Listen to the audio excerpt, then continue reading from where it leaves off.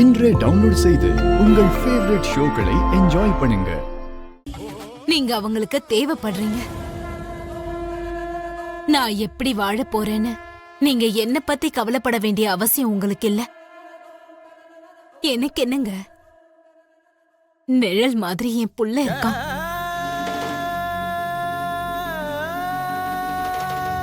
புருஷன் பிரிஞ்சு போனா அந்த வேதனை எப்படி இருக்கணும், தகப்பன் பிரிஞ்சா அந்த பசங்க மனசளவுல எப்படி பாதிக்கப்படுவாங்கன்னு எனக்கு தெரியும். நாங்க பட்ட கஷ்டத்தை அவங்களும் படக்கூடாது.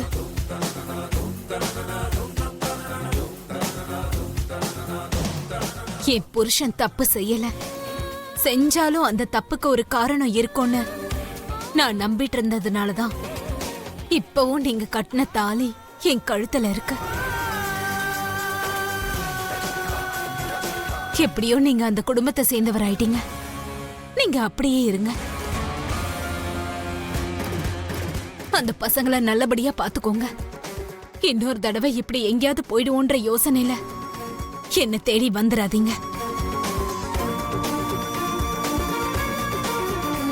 என் புருஷன் நல்லவருங்கிற என்னோட இந்த சின்ன நம்பிக்கையாவது காப்பாத்துங்க. நீங்க உங்க வீட்டுக்கு கிளம்புங்க.